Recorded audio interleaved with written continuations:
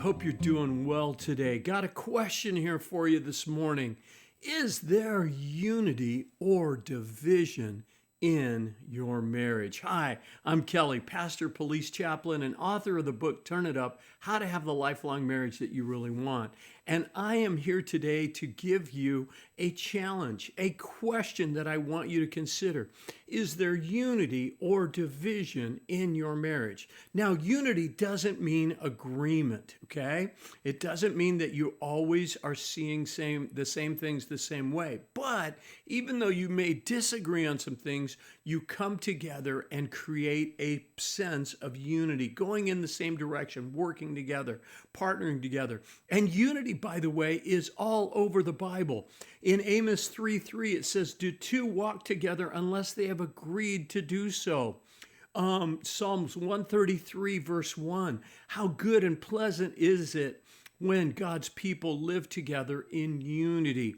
And then in Ephesians 4:3, "Make every effort to keep the unity of the Spirit through the bond of peace."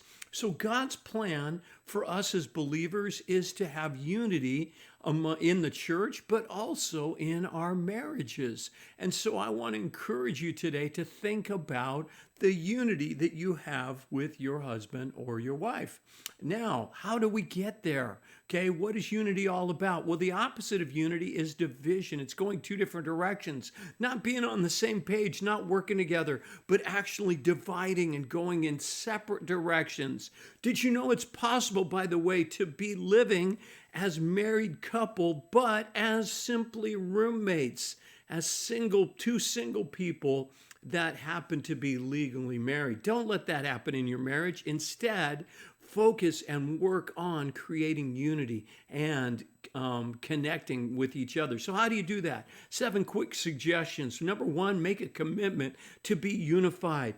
Number 2, pray and ask God for help and to guide you so that you can work through decisions and make those decisions together.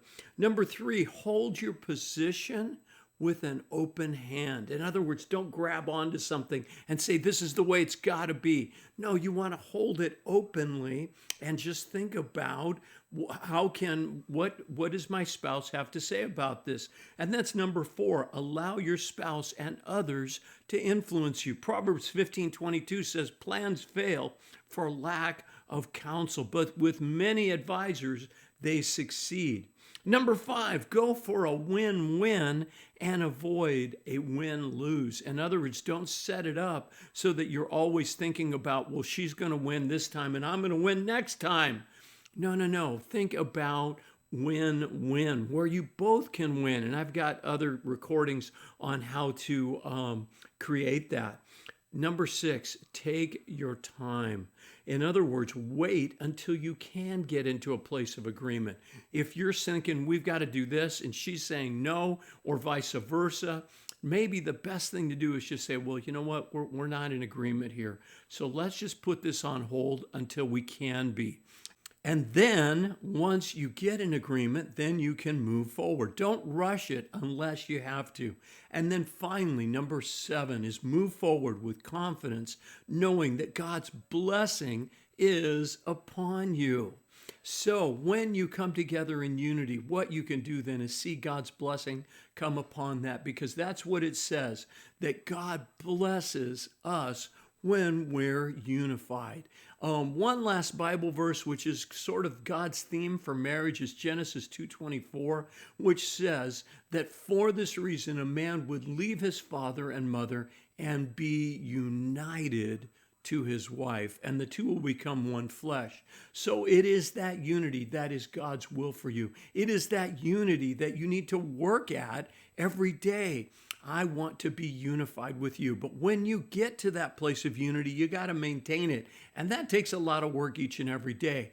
But it's worth it. And you will have the lifelong marriage that you really want when you focus on being united with your husband or your wife. Hey, well, that's it for me today.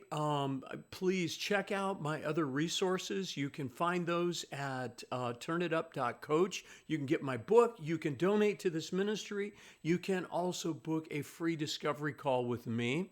And please like, comment, share, engage, do something with this video if you liked it. Let me know what you think of it. And please let me know what I can teach or speak about on these recordings so that I can help you. God bless, and may God bless your marriage.